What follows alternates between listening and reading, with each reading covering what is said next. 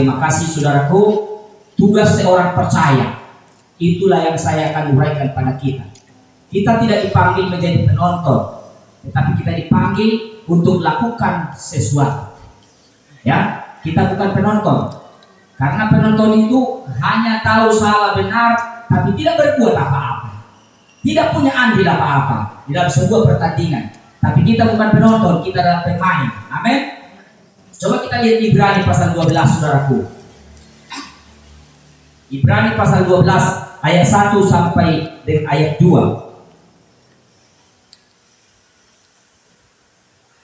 Karena kita mempunyai banyak saksi, bagaikan awan yang mengelilingi kita, marilah kita menanggalkan semua beban dan dosa yang begitu merintangi kita, dan berlomba dengan tekun dalam perlombaan yang diwajibkan bagi kita. Jadi ada perlombaan yang wajib bagi kita, tidak bisa ditolak.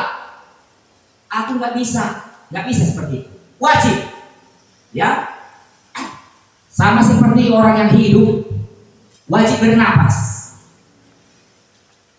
Memang harus bernapas kalau orang yang hidup. Kalau mau hidup, nggak bisa telat bernapas, nggak bisa berhenti, kecuali mau mati. Ya, perlombaan yang diwajibkan bagi kita. Jadi kita bukan penonton, tapi kita perlombaan.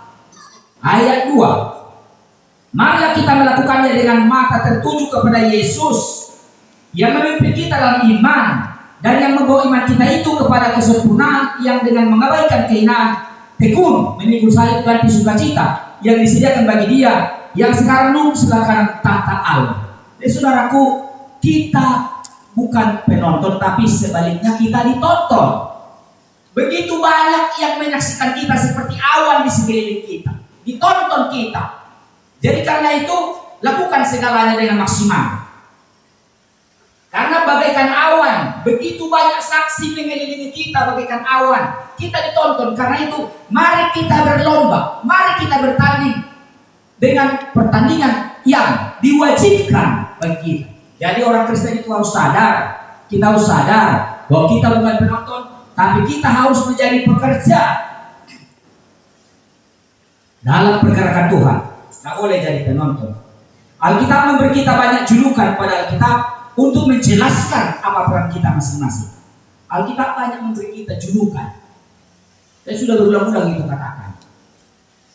Kita dikatakan domba, karena domba itu ada kaitannya dengan rumput. Domba hidup karena rumput. Kemudian kita dikatakan terang, kamulah terang. Itu menjelaskan supaya kita memang menerangi dunia. Kita dikatakan hamba, berarti kita harus menjadi pekerja. Ya, daulos, keset. Kita dikatakan hamba. Kemudian kita dikatakan apa namanya? Kita dikatakan pohon anggur. Itu berkaitan dengan buah. Kita harus berbuah. Akulah pohon anggur, kamulah ranting-rantingnya. Jadi Yesus menyuplai berkat kepada kita supaya akhirnya nanti di ujung ranting itu ada bunga dan buah. Amin. Jadi semua dijelaskan contoh-contoh dalam kitab. Apa kita untuk menjelaskan peran kita apa? Di dalam pembacaan kita ini, apa kita disebutkan di sini? Juga menjelaskan apa peran kita. Yang pertama, saudaraku, dikatakan prajurit.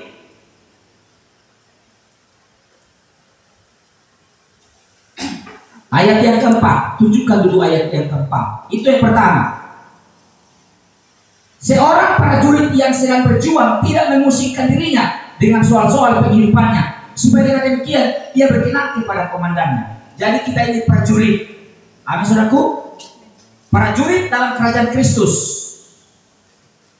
Kristuslah panglimanya dan kita prajuritnya.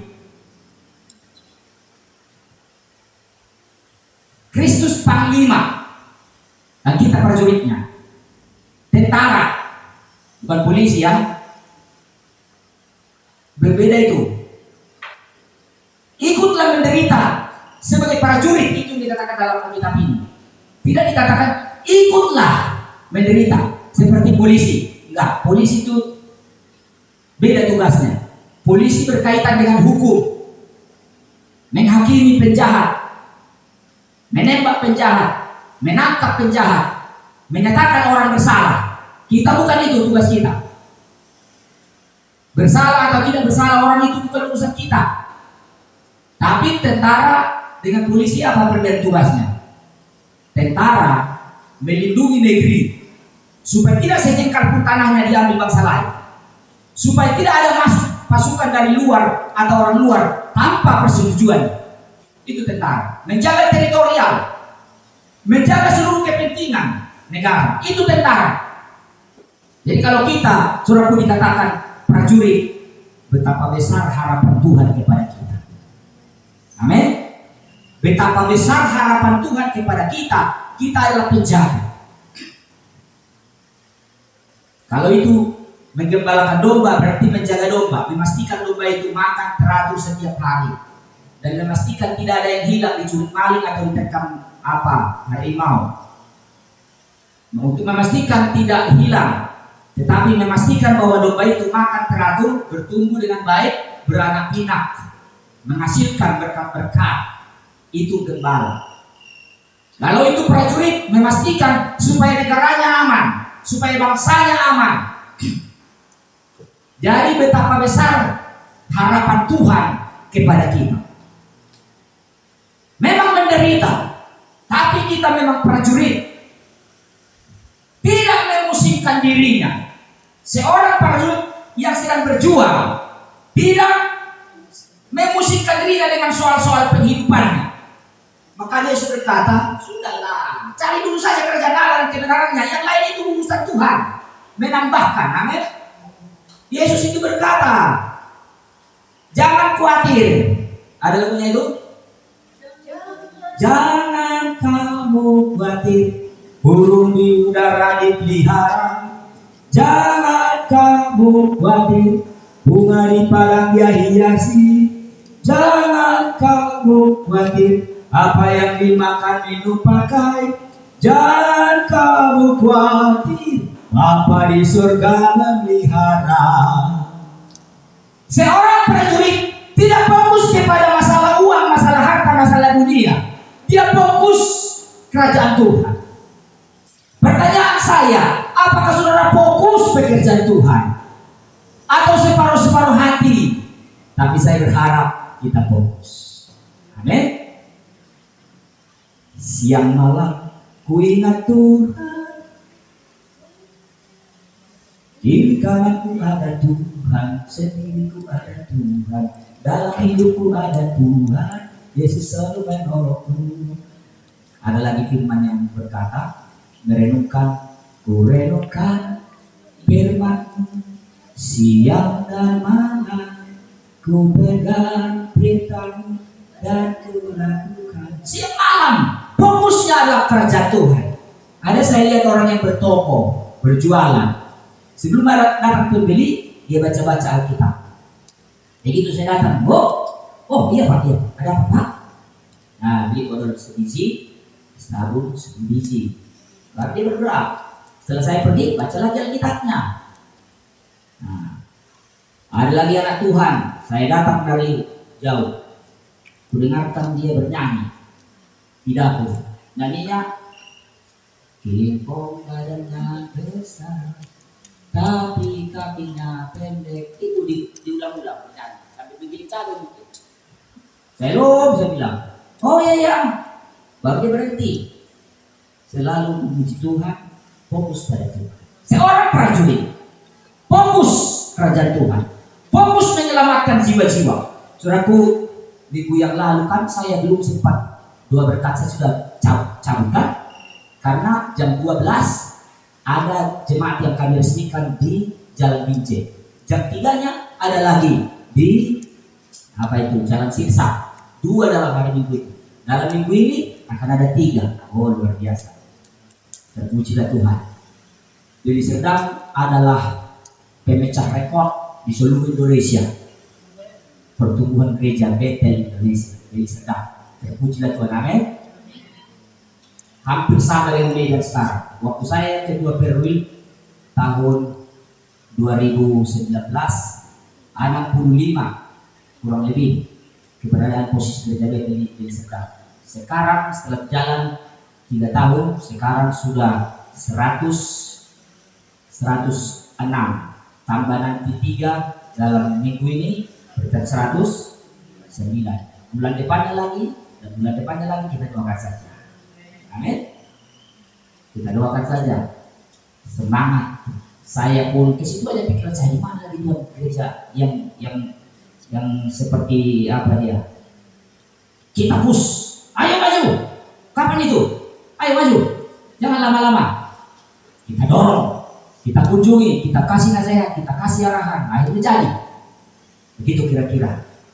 Dan di situ adalah pikiran kita. Apalagi kalau Tuhan mau datang, apalagi yang mau kita pikirkan. Jadi saudaraku, seorang prajurit sedang berjuang tidak memusingkan dirinya dengan soal-soal duniawi, tetapi perjuangannya adalah menyelamatkan dunia ini, menyelamatkan jiwa-jiwa, fokus pada pekerjaan Tuhan. Dan bukan polisi. Kalau polisi sibuk menghakimi orang. Di mana ada orang kumpul-kumpul dan dia, apakah orang ini juga itu tidak? Oh, tidak ada aman.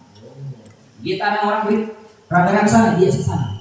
Apa ada masalah di sini? Oh, tidak ada. Itu aja pekerjaannya, cari-cari orang berdosa, menangkap orang berdosa. Kalau TNI menyelamatkan orang berdosa, memastikan bangsanya dia tidak dimasuki musuh, memastikan negaranya aman. Kita pun harus punya jiwa seperti itu.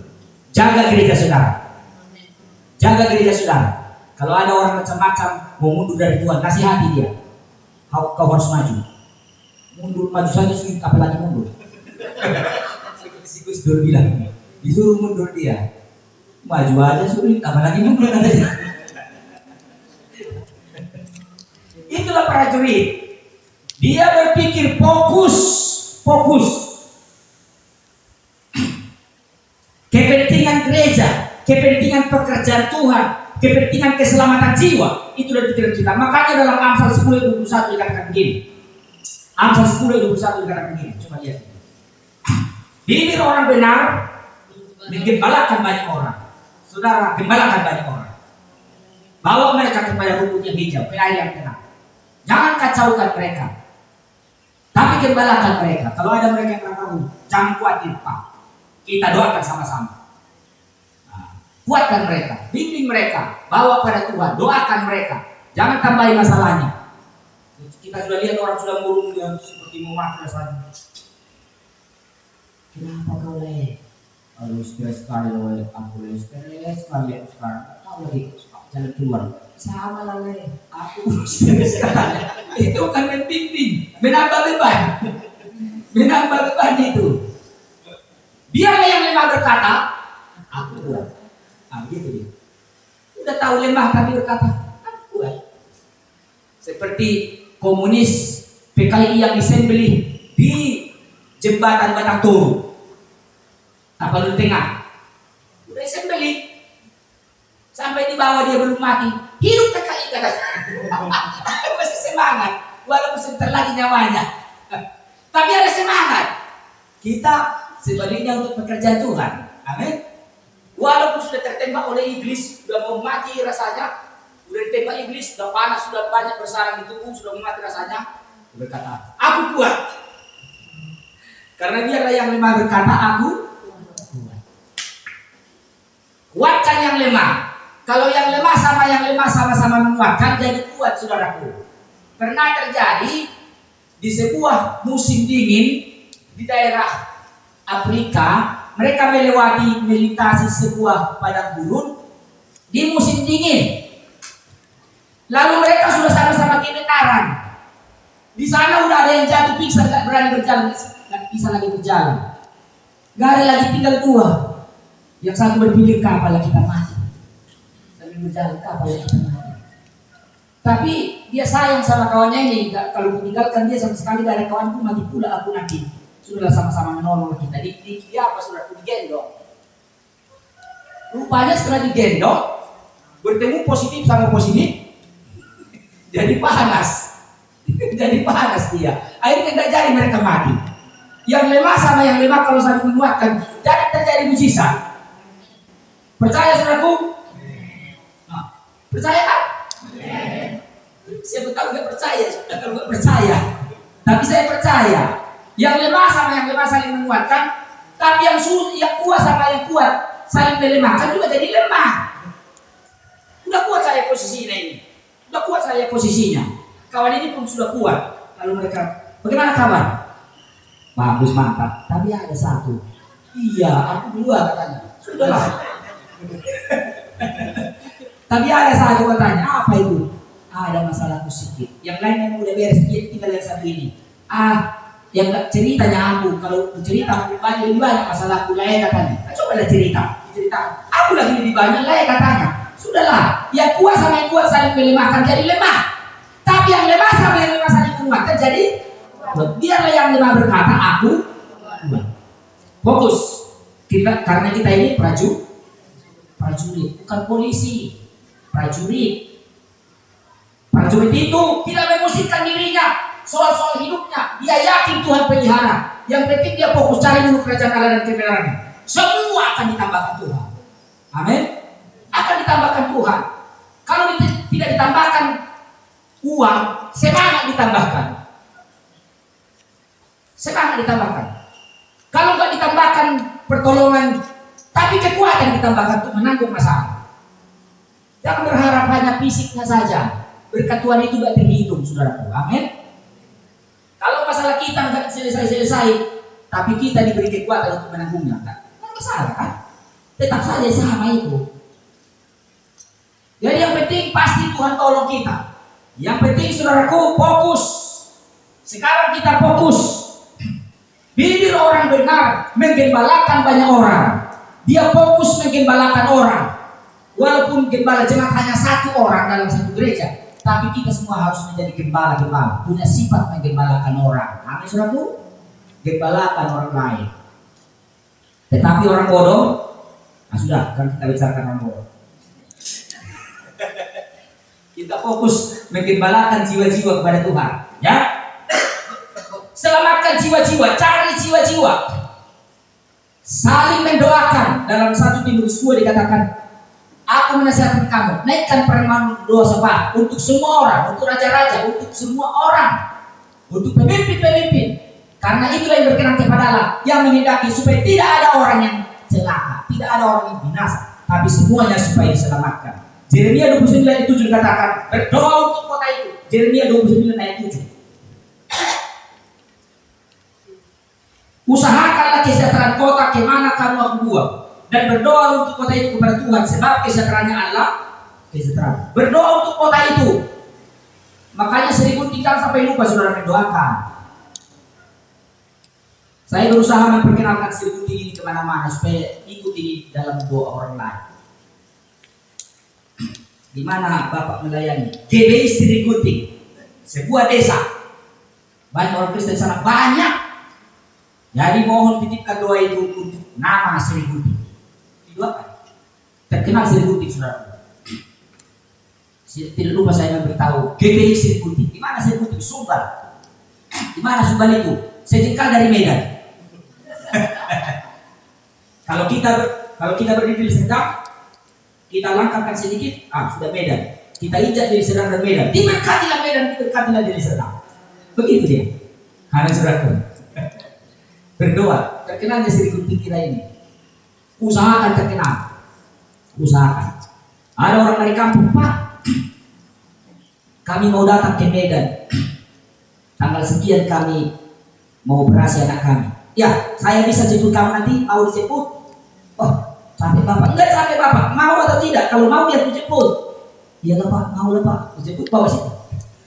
Dikenal Sri Gunting. Maka kalau dia berdoa pagi-pagi, Tuhan berkati dia Sri Gunting. Amin. Berkati orang-orang yang ada di sana. Saya tawarkan lagi, kalau ada yang mau datang ke Medan, telepon saya siap datang membantu saudara. Kepentingan saudara, saya siap. Istri saya bilang, kau malaikat aja, kau seperti kau. Malaikat aja gak seperti kau. Dia dikenal orang Sri Gunting. Amin. Biar berbuah Sri Gunting. Jadi Sumatera Utara sampai ke Jakarta, Sri Gunting terkenal. Saudara pergi ke Geraha Betel Jakarta, ada nama Sri Gunting di situ. Lihat prasasti besar itu. Walaupun paling bawah namanya. GDI Sri Gunting. Karena ada persembahan kita membeli Geraha itu. Walaupun paling bawah namanya, yang penting ada di situ. Karena persembahannya cuma 2 juta. Tapi 2 juta tahun 20 tahun yang lalu sudah besar itu. Sudah besar itu. Saya kasih ke sana supaya jangan sampai orang melupakan Sri Gunting. Ada saudaraku? Jadi saya harus menjadi prajurit. Saudara pun harus menjadi prajurit. Shalom beda. Shalom. Di mana daerah tinggal? Oh di Sri Gunting. Oh iya, di gereja mana sana? GBI Sri Gunting. Siapa gembalanya? Pendeta mau Semarang. Oh iya, saya kenal. Doa ya, Sri Gunting. Selamatkan Indonesia, selamatkan Indonesia, itulah kerinduanku. Doakan. Kita prajurit-prajurit harus fokus untuk melindungi gereja kita, melindungi kerajaan Allah, melindungi umat Tuhan, selamatkan jiwa-jiwa, doakan, tolong menolong dalam rangka menyelamatkan, dalam rangka melindungi harus terjadi ini, tolong menolong. Coba lihat Galatia pasal 6 ayat 1 sampai 2. Galatia pasal 6. Saudara-saudara, kalaupun seorang kedapatan, ini kedapatan, kepergok bahasa sekarang. Saudara-saudara, kalaupun seorang kepergok melakukan suatu pelanggaran, apa yang harus kita lakukan? Kamu yang rohani, jangan sosok jago, jangan menghakimi orang itu. Apa yang harus dilakukan? Memimpin orang itu ke jalan yang benar dengan roh lemah lembut, tapi jaga dirimu supaya kamu jangan kena pencobaan. Ayat 2. Bertolong-tolonglah kamu menanggung beban, demikianlah kau memenuhi hukum Kristus. Kalaupun seorang kepergok melakukan suatu pelanggaran, kamu yang rohani jangan hakimi orang itu, karena kita bukan polisi, tapi kita bimbing orang itu. Dan sonia mah, tidak begitu Pak, ini caranya. Dan jangan ceritakan kesalahan itu. Cukuplah kita yang ikut kepergok. Jangan kita berikan sama orang lain. Seperti 2 anak Sinu. 3 anak Sinu ya. Satu namanya si Japet, satu si Sem, satu si Ham. Ham datang, lihat bapaknya telanjang. Dia pergi keluar. Woi, Japet, Sem, apa? Tengok itu bapak di sana. Kenapa bapak? Tengok aja dulu. Ditengok, Allah, anak kurang ajar. Orang ini menaruh kain di belakang, mundur. Satu, dua. Nah, sudah selesai. Begitu bangun Sinu, dikutuki si Ham karena menceritakan kesalahan, kelemahan bapaknya. Jangan ceritakan, karena kita bukan hakim, bukan polisi, tapi prajurit. Selamatkan. Kalaupun seorang kepergok melakukan suatu pelanggaran, kamu yang rohani harus kembalikan orang itu ke jalan yang benar dengan roh lemah lembut. Jadi kita prajurit fokus untuk menyelamatkan jiwa-jiwa. Yang kedua, saudaraku, yang kedua, kita kembali ke 2 Timotius 2 tadi, ayat 5. 2 Timotius 2 ayat 5. Seorang olahragawan, tadi prajurit, sekarang seorang olahragawan hanya dapat memperoleh mahkota sebagai juara, hanya bisa dikatakan menang. Jadi bukan asal sampai ke depan, bukan asal menuju garis finish, bukan asal itu. Seorang olahragawan hanya dapat memperoleh mahkota sebagai juara apabila ia bertanding menurut peraturan. Harus taat peraturan. Peraturan-peraturan Tuhan itu banyak, tetapi walaupun banyak sangat indah. Amin. Ada lagunya itu. Peraturanmu sangat teguh, baikmu layak kudus ya Tuhan, untuk sepanjang masa. Di mana tertulis itu? Udah jadi kasih hari-hari juga ibu-ibu ini. Mazmur 93. Peraturanmu sangat teguh, baikmu layak kudus ya Tuhan, untuk sepanjang masa. Seorang olahragawan baru bisa dikatakan menang apabila ia bertanding menurut peraturan. Harus taat peraturan-peraturan Tuhan. Ketaatan membuat kita menang. Kalau kita tidak taat aturan-aturan, kita tidak menang. Harus taat aturan. Yesaya 58 ayat 8 dikatakan begini. Yesaya 58 ayat 8. Pada waktu itulah terangmu akan mereka seperti fajar, dan lukamu akan pulih dengan segera. Selanjutnya, kebenaran menjadi barisan depanmu, dan kemudian Tuhan barisan belakangmu. Kebenaran harus di depan kita. Amin. Bukan kita yang di depan, kebenaran di belakang. Sama seperti orang Batak. Sudah nanti urusan di belakang, menghukum di belakang itu. Maju aja dulu. Peraturan di belakang itu. Harus peraturan di depan, persoalan di belakang. Persoalan di belakang. Ada lagi, udahlah, cukupnya itu terlalu apa kau nanti ojal kesehatan. Mati mengalah. Mati mengalah karena sakit enaknya. Sama seperti beruang di Timur Tengah. Karena bajunya luar biasa enaknya, itu beruang itu dikocok lah itu madu itu, walaupun sudah dikerumuti dia, nggak persoalan mati, yang penting sudah menikmati madu. Nggak persoalan mati, yang penting sudah nikmati madu. Dalam hatinya mati juga nanti satu kapan bu. Lebih bagus lah, yang penting sudah menikmati yang enak ini. Diminumnya itu madu itu, walaupun sudah dibalut dia sama lebah, sudah tinggal 1-2 jam lagi dia sudah mati. Itu prinsip yang salah. Jangan urusan di belakang, persoalan di belakang katanya, maju dulu. Enggak, barisan depan harus menjadi kebenaran. Amin. Harus di depan barisan kebenaran kita.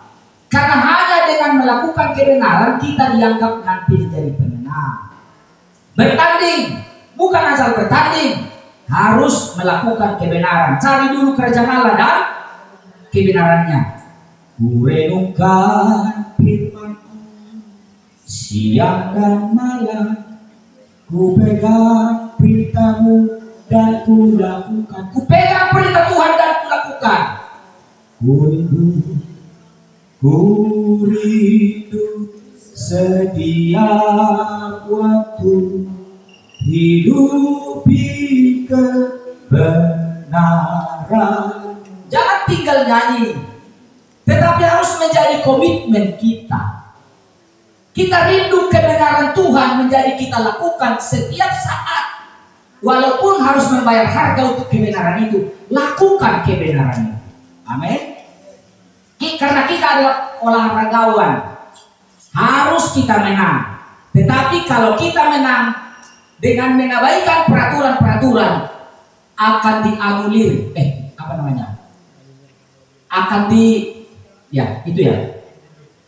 Akan digagalkan istilahnya kemenangan kita.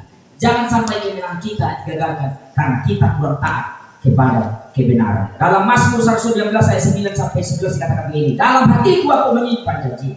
Mazmur 119 ayat 9 sampai 11. Kita tunjukkan dulu ayat ini. Dengan apakah seorang pemuda mempertahankan kelakuannya bersih? Jawab. Kita ulangi. Dengan apakah seorang pemuda mempertahankan kelakuannya bersih? Ayat 10. Dengan segenap hatiku aku mencari Engkau. Jangan biarkan aku menyimpang dari perintah-perintahmu. Jangan menyimpang. Ayat 11. Dalam hatiku aku menyimpan janji-Mu, supaya aku jangan berdosa terhadap Engkau. Ku pegang janji Tuhan supaya aku tidak berdosa. Dipegang dan dilakukan janji Tuhan. Itulah mengenai kebenaran, karena kita saudaraku harus jadi pemenang.